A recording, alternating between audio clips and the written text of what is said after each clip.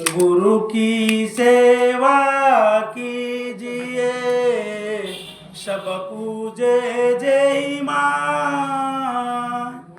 जब जल सिंचु मूल तरु, सखा पात्र आघात।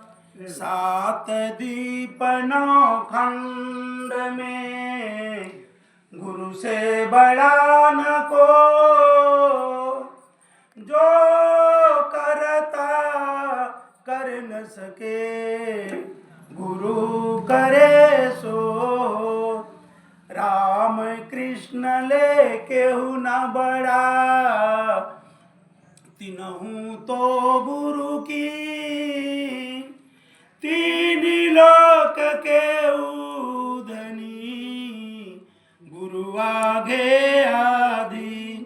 गुरु मूरति गति चंद्रमा, सेवक नयन चकोर।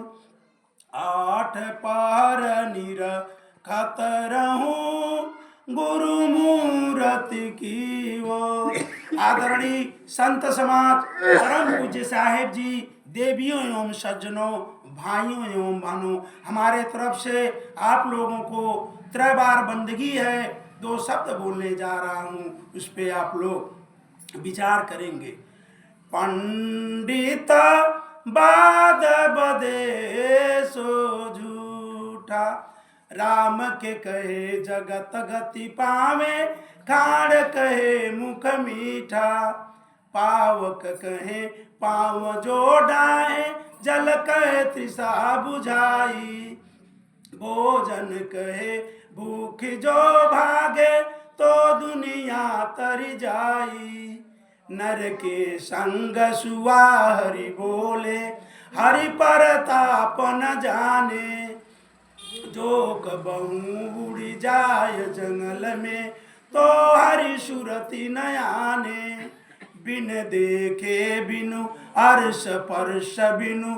नाम लिए का होई, धन के कहे धनिक जो होते।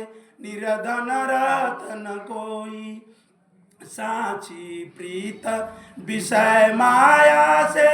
हरि भगतन की फांसी, कहे कबीर का राम भजे बिनु। बांधे यमपुर जासी। सदगुरु कबीर साहब शब्द के माध्यम से कहते हैं, पंडित बात बधे सो झूठा। हे पंडित, जो आप लोग यह कहते हैं कि राम नाम जपने मात्र से संसार के लोगों को गति मुक्ति मिल जाएगी, यह सत्य प्रतीत नहीं होता है। क्योंकि अगर राम नाम जपने मात्र से गति मुक्ति मिल जाती, तो जल जल कहने से प्यास बुझना चाहिए, आग आग कहने से पांव गर्म होना चाहिए, भोजन भोजन कहने से भूख मिटना चाहिए। लेकिन प्रायः ऐसा नहीं होता है, तो गति मुक्ति कैसे हो सकती है? ये गति मुक्ति इतना साधारण काम नहीं है। जपने मात्र से काम नहीं चलेगा। कहा गया, धन के कहे धनिक जो होते निर्धन रहते कोई। धन धन कहने से अगर कोई निर्धन हो जाता, धनवान हो जाता, तो इस संसार में कोई निर्धन नहीं रहता। सदगुरु कबीर साहब कहते हैं, कबीरा सब जग निर्धना। धनवंता नहीं कोई, धनवंता है सोई जना। जाके राम नाम धन हो। सदगुरु राम नाम धन का बात करते हैं, और राम नाम धन क्या है। और जो पंडित, यहाँ दो बात है। लास्ट में सदगुरु कहते हैं कि एक राम भजे बिनु बाधे यमपुर जासी। और फिर इधर राम के यानी यह दो भाव उत्पन्न हो रहा है। एक में राम को जपने की मनाही है, और एक में कि गर राम के भजे काम नहीं बनने वाला है। तो सदगुरु जो पंडित का राम है, वह बाहरी राम, पंडित जो दिखलाते हैं वह बाहर का राम दिखलाते हैं। जिस प्रकार से अयोध्या में मूर्ति बनाई गई, अगले साल जब मूर्ति का स्थापना हो गया, तो लोग चुनाव में प्रचार कर रहे थे। क्या प्रचार कहते? जो राम को लाए हैं उनको लाएंगे, यानी इसके पहले राम नहीं थे। तो इससे सिद्ध होता है कि जो पंडित का राम है वो बाहरी राम कर रहे हैं, और जो सदगुरु राम की बात करते हैं वह सब घटों में जो राम रम रहा है, हाथी से लेके छोटे से बड़े जीव जंतु के पास, सबके पास वह रमण कर रहा है। जो जीवात्मा, उसको सदगुरु कबीर साहब राम कहते हैं। उस राम को जब जान लेंगे, पंडित के राम को जानने से काम नहीं बनेगा, क्योंकि पंडित के राम को जानने से काम इसलिए नहीं बनेगा कि वो बाहर दर्शा रहे हैं, और सदगुरु कबीर साहब उस पंडित, उस राम का दर्शन अंदर करा रहे हैं, सब घट में करा रहे हैं। तो जब हम सब में अपने समान प्राण प्यारा परमात्मा का जब सब में दर्शन करेंगे तो हमसे कोई गलत कर्म नहीं होगा। कहा गया है, घाव किस पे घालो, चित देखो तित प्राण हमारो। तो जब सब में हम उस परमात्मा का दर्शन करेंगे जो हमारे अंदर है, सब में वही है, तो किसी के साथ हम कोई गलत कर्म नहीं कर सकते हैं। कोई भी कर्म हमसे गलत नहीं होगा। कर्म दो प्रकार का होता है, एक धर्मयुक्त कर्म, एक कर्म होता है। कर्म, अगर हम कर्म का विशेषण करें तो कर्म तो एक जो बधिक है वो भी कर्म करता है, जो भी व्यभिचारी है, व्यभिचार कर रहा है, वो भी एक कर्म है। लेकिन जो कर्म धर्म युक्त हो, जब हम कर्म में धर्म को मिला लेंगे तो हमारा कोई कर्म खराब नहीं होगा, क्योंकि धर्म यही सिखलाता है कि हम कहीं जा रहे हैं, घर ही पे जा रहे हैं, तो सामने माँ बैठी है, पत्नी बैठी है, बेटी बैठी है, बहन बैठी है, लेकिन जो हमारा नज़रिया है एक समान नहीं है, तो वह नज़रिया का भेद कौन सिखलाता है? वह धर्म ही तो है, धर्म ही वह सिखला रहा है।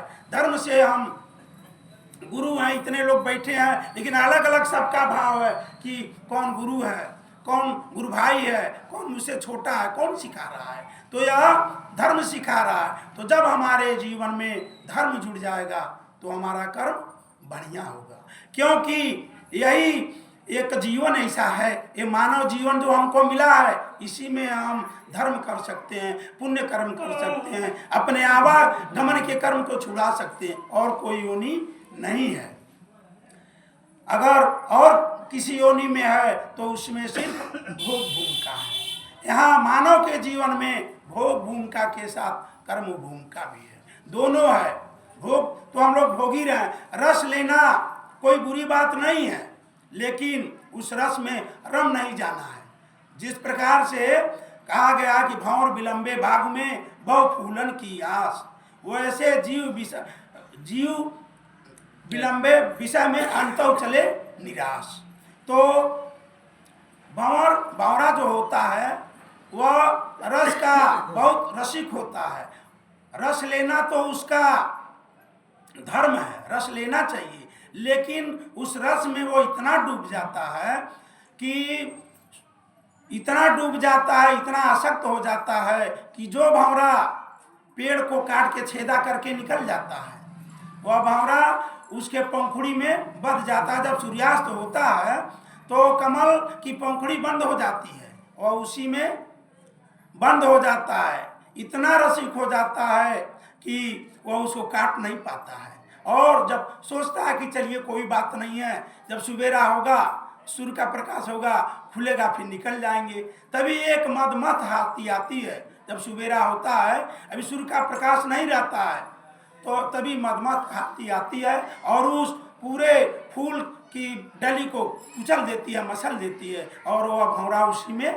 प्राण छोड़ देता है। इसी प्रकार से हम लोगों को इस जीवन में सदगुरु कह रहे हैं कि हम लोगों को विषय में नहीं विलंबना है, विषय मिला है, भोजन करना है, लेकिन भोजन कैसे करना है, उसमें जांचना कि क्या हमारे खाने योग्य है, क्या नहीं है। लेकिन यह जीव ज़्यादातर विषय वासना में फंस करके अपना जीवन सोचता है कि आज बेटा है, जब हम छोटे से थे तो माँ से प्रेम किए, थोड़ा और बड़ा हुए तो स्कूल गए तो बच्चों से प्रेम बढ़ा, थोड़े युवा हुए शादी हो गया, पत्नी से प्रेम बढ़ गया, उसके बाद बच्चे हो गए, वह प्रेम बच्चों में चला गया, अब उसके पढ़ाई लिखाई में। इसी प्रकार से यह जीव इसी रस में इतना विलंब जाता है कि एक दिन मौत रूपी वह काल आ जाता है और इस जीव का मटिया मेट कर देता है। ये जीव इस धराधाम से चला जाता है। जिस मानव का शरीर यह मिला आत्म कल्याण करने के लिए, यह कल्याण का काम यह जीव नहीं कर पाता है। यही तो दुख है, यही हम लोगों का सबसे बड़ा दुख है कि मानव का तन मिला और आज यह सुनावला अवसर हम लोगों को मिला है आज सत्संग भजन करके, क्योंकि ऐसा कोई स्थान नहीं है कि जहां हमको मिलेगा यह रानी। जब भी मिलेगा तो हमारे संत गुरुजनों के सानिध्य से ही मिलेगा जीवन जीने की कला। नहीं तो जीवन तो सभी लोग जी रहे हैं, जैसे तैसे सबका जीवन चलता है, लेकिन जिसका जीवन भक्ति में चलता है, जीवन में अगर हम किसी को दे नहीं सकते हैं तो किसी का छीनने का प्रयास न करें, हो सके तो दूसरे की सेवा करें। कहा गया है परहित धर्म सरस नहीं भाई, पर पीड़ायस नहीं अधमाई। गोस्वामी जी कहते हैं कि दूसरे को सुख देने ऐसा कोई धर्म नहीं है और दूसरे को दुख देने ऐसा कोई अधर्म नहीं है। तो हम लोगों को इसी प्रकार से जीवन जीना चाहिए कि हमारे मन से, वाणी से, कर्म से किसी भी प्राणी को दुख नहीं मिलना चाहिए। तभी तो हमारे अंदर हम मानेंगे कि भक्ति आ रही है, भक्ति आ रही है। भक्ति का गुण है कि दया होना चाहिए, क्षमा होना चाहिए, शील होना चाहिए, ब्रह्मचर्य होना चाहिए। जब हमारे अंदर यह सब गुण आएंगे तभी तो दुर्गुण जाएंगे। कहने का अर्थ है कोई एक पात्र है भरा हुआ है, उसमें कोई एक बूंद पानी डाले तो बाहर गिर जाएगा। जब पात्र को हम खाली करेंगे तो एक जिस तरीके से हमारा एक एक अवगुण समाप्त होगा तो एक एक गुण हमारे अंदर आना चालू होगा। और यह गुण तभी आएगा जब हम सत्संग में आएंगे और संत गुरुजनों के वाणी को सुन के अपने आचरण में उतारेंगे। सुनने से काम नहीं बनने वाला है, जब हम अपने आचरण में उतारेंगे, क्योंकि हम लोग व्यवहारिक क्षेत्र में हैं, दिन भर डेली का डेली व्यवहारिक क्षेत्र में रहते हैं। तो व्यवहारिक क्षेत्र में अगर कोई हमको गाली दे दिया, हमारा कोई धन संपत्ति चुरा लिया, तो उस समय हमको विचलित नहीं होना है। सोचना चाहिए कि ये जो हमको मिला है सब हमारे लिए तो नहीं मिला है, सहजता से हमें नहीं दे पाए। तो उसी विधि का एक नियम है कि कहा गया है समय से पहले और भाग से ज़्यादा किसी को कुछ मिलता नहीं है। लेकिन समय का दुरुपयोग नहीं होना चाहिए। आज जो हमको यह मानव का जीवन मिला है, यह समय मिला है, छीन छीन यह समय बीतता जा रहा है। अगर आज हम इसका सदुपयोग नहीं कर लेंगे तो ऐसा अवसर फिर आने वाला नहीं है। यह जीवन निराश होके इस धराधाम से चला जाएगा। और जो हम भक्ति भजन करके आत्म कल्याण का काम करना चाहते हैं वह नहीं हो पाएगा। तो हम लोगों को यही सोचना चाहिए कि अपने जीवन को हम एकदम निर्मल बनावें। जब आचरण हमारा पवित्र होगा तभी तो हमारा, क्योंकि इस धराधाम में सदा नहीं रहना सभी लोग जानते हैं। यहाँ से हमको जाना है, तो जहाँ जाना है, अगर हम कहीं 10 दिन के लिए तीर्थ यात्रा में जाते हैं तो 10 दिन का खर्ची हम लोग रख लेते हैं, पैसा कौड़ी रख लेते हैं और जाके खर्चा करते हैं। तो बताइए हम लोगों को तो यहाँ सदा रहना नहीं है। यहाँ से जाना है तो यहाँ से क्या ले जाएंगे? सत्कर्म ही तो हमारा साथी है। जो हम पाप कर्म करके धन दौलत इकट्ठा करते हैं वह धन दौलत यहीं छूट जाएगा। हमारे साथ कुछ भी जो यहाँ की संपत्ति है, जिसके लिए हम चोरी बेईमानी झूठाई छल कपट करके धन उपार्जन करते हैं, ये सब यही छूटने वाला है। यह हमारे साथ जाने वाला नहीं है। हमारे साथ हमारे सत्कर्म जाएंगे, भक्ति जाएगी, जो हम सेवा दे लिए हैं, यही सब हमारे साथ जाने वाला है। तो हम लोगों को इसी तरीके से रहना चाहिए। कहा गया है तन धर सुखिया काहू न देखा, जो देखा सो दुखिया। उदय अस्त की बात करत हूँ, सबका किया विवेका। बाटे बाटे सब कोई दुखिया, क्या गिरही बैरागी। शुक्राचार दुख ही के कारण, गर्भई माया त्यागी। जोगी जंगम ते अति दुखिया, तापस के दुख दूना। आशा तृष्णा सब घट व्यापे, कोई महल नहीं सूना। साँच कहें तो शब्द कीजे, झूठ कहा ना जाई, कहें कबीर ते ही भय दुखिया जिन यारा चलाई। सदगुरु कबीर साहब कहते हैं तन धर सुखिया काहू न देखा। जो इस संसार में शरीर धारण किया है, मैं किसी को सुखिया नहीं देखा। नहीं देखा इसका कारण है कि आशा तृष्णा सब घट व्यापे। हर घट में आशा है, तृष्णा है। जो एक संत हैं, जैसे हम लोग तीर्थ यात्रा में जाते हैं, जब कुंभ लगा था हम लोग गए थे तो वहाँ देखा गया एक से एक ऐसे ऐसे साधक मिले कि कोई एक बाँह उठा के खड़ा है, वह उसी में फूला हुआ है, कोई एक पैर पे खड़ा है, कोई चारों तरफ से आग लगा लिया है और बीच में बैठ के तपस्या कर रहा है। वो तपस्या नहीं है, दिखावा है कि हमारा चाहना बढ़े, हमको लोग माने कि ये बहुत बड़े संत हैं सब, और वह संत नहीं है। आसक्ति बढ़ गई तो संत कैसा, दिखावा बढ़ गया तो संत कैसा।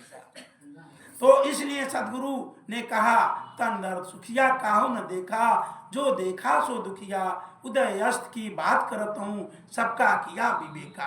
बाटे बाटे सब कोई दुखिया, क्या गिरे ही बैरागी। यानी बाट बाटे अपने अपने स्थान पे गृहस्थ भी परेशान है, विरक्त को भी परेशान देखा जाता है। हाँ, हमारे कुछ संत गुरुजन अच्छे हैं जो साधना में हैं, स्वरूपस्थ हैं, वह तो एकदम शुद्ध बुद्ध ज्ञान स्वरूप आत्मा ही है, स्व समझिए तो ईश्वर ही है।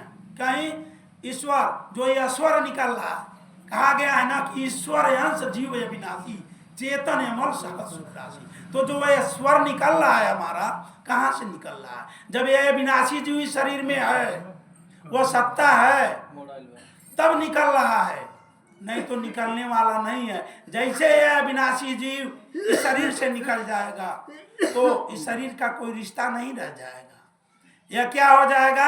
मुर्दा हो जाएगा।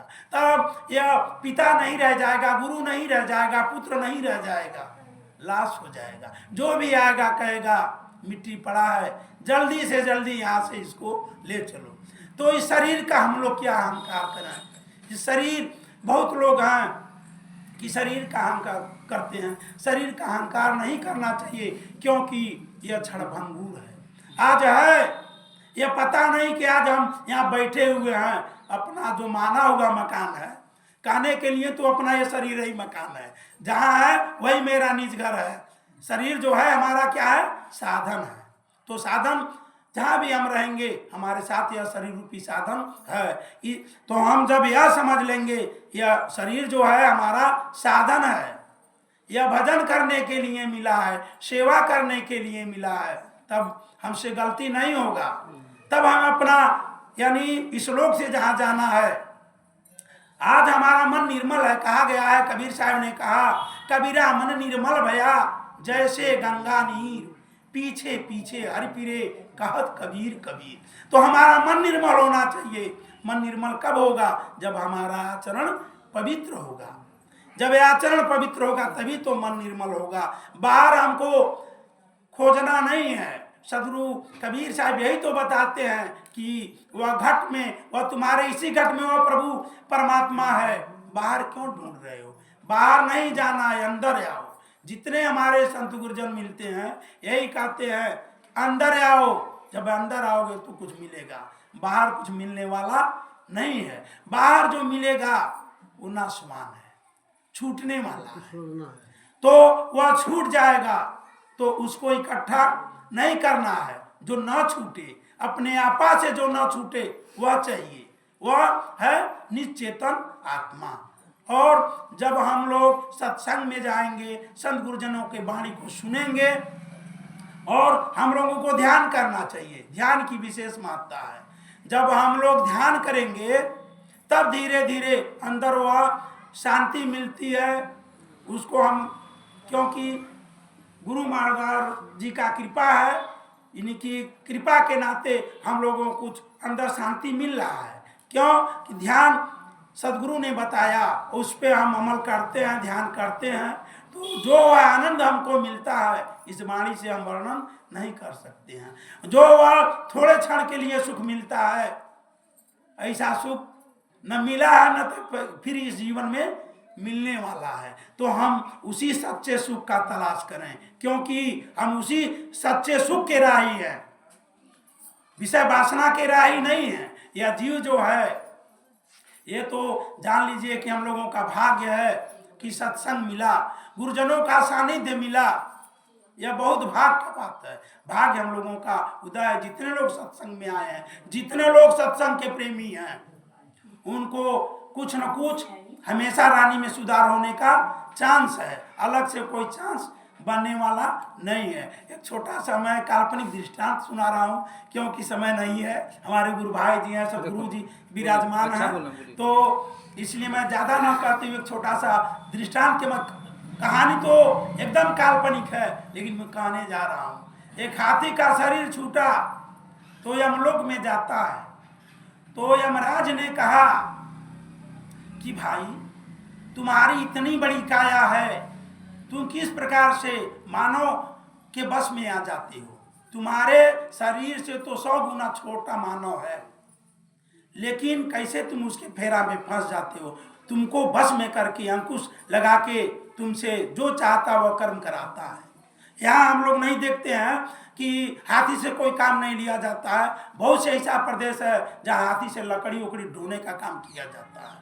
तो हाथी ने कहा अभी तुम जीवित प्राणी, यहाँ तो जो आता है शरीर छोड़ के आता है, एक बार आप जीवित प्राणी को लाइए, मानव को लाइए, तब आपके समझ में आएगा कि हम मानव क्या चीज है। मानव ऐसा आफत है कि उसके बस में जो गया उसको उसके बस में होना पड़ता है।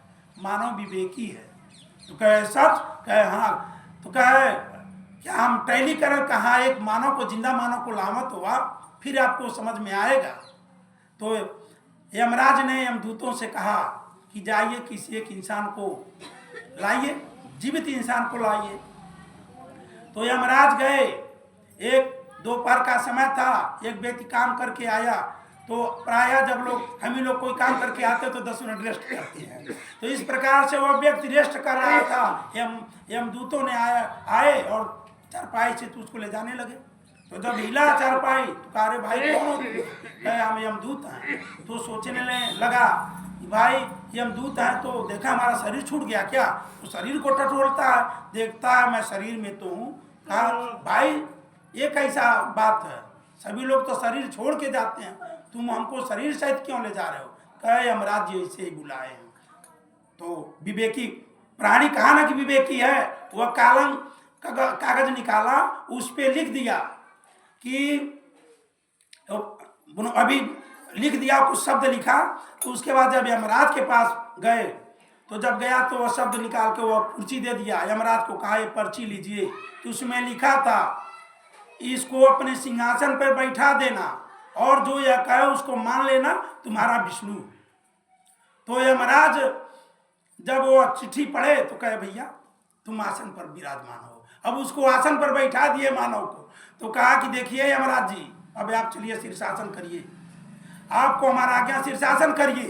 अब रात तो मुझको करना है, बैठिए आप। उनको उल्टा लटका दिया, कहा शीर्षासन करिए, जब तक मैं नहीं कहूँगा तब तक आपको शीर्षासन करना है। कहे ठीक है।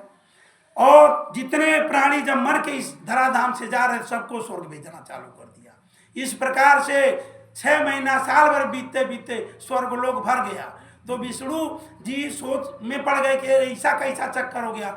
लगता है धरती पर कोई मानव अब दुष्कर्म नहीं करता, पाप नहीं करता, सभी लोगों का रहनी अच्छा हो गया है, सभी लोग स्वर्ग में आ रहे हैं। चलना चाहिए, देखना चाहिए कि यमपुरी में क्या हो रहा है। तो विष्णु जी जब आते हैं तो देखते हैं यमराज शीर्षासन में है और एक मानव बैठा हुआ है। कहे जी तुम कौन हो? कहे मैं मानव हूँ। कहा यहाँ कैसे? कहे यमराज जी से पूछिए। तो यमराज को कहे अरे आप क्या कर रहे हैं, क्यों शीर्षासन कर रहे हैं? उठिए, खड़ा हुए। कहे ये कैसे हो गया? कहे आप ही ने तो पर्ची दिया है, आप ही का हस्ताक्षर है। कहे जी तुम हमसे मिले थे? कहे नहीं आप तो नहीं मिले थे, लेकिन आप ही का मंत्र है कि आप सब घटों में सब जीवों में हैं, तो क्या आप हमारे अंदर नहीं हैं? कहे हाँ। तो कहा जब आप हमारे अंदर ही हैं तो हमको पूछने की क्या हो सकता है? मैं अपने विवेक से लिख दिया। तो यमराज ने कहा जल्दी से जल्दी इस मानव को भूमि पर पहुंचाओ, और नहीं तो हमारा पूरा एकदम नियंत्रण जो है यहाँ का सब उथल पथल कर देगा। तो यह है मानव की मस्तिष्क। मानव बहुत विवेकी प्राणी है। अगर वो अपने विवेक पे आ जाए तो वो आवागमन के चक्कर से छूटने का 100% उसका गारंटी है। अगर विवेक में आ जा तो, अगर विवेक से भटक गया, विवेक में आने का यही एक कारण है। संत गुरुजन है, जब विवेक में जगेगा तो एकदम 100% गारंटी है कि इस धराधाम से उसकी गति मुक्ति हो जाएगी। इसी जीवन से आवागमन का चक्कर छूट सकता है। इसलिए ज़्यादा समय नहीं होने के कारण मैं अपने वाणी को ये विराम दूंगा। जो मेरे वाणी से आप लोगों को कष्ट लगा हो उसके लिए मैं क्षमा प्रार्थी हूँ, और जो कुछ शब्द अच्छा लगा हो उसको अपने आचरण में उतारने का काम को करिएगा। बोलिए सतगुरु कबीर साहेब की, ब्रह्मचारी साहेब की, इस स्थान की साहेब।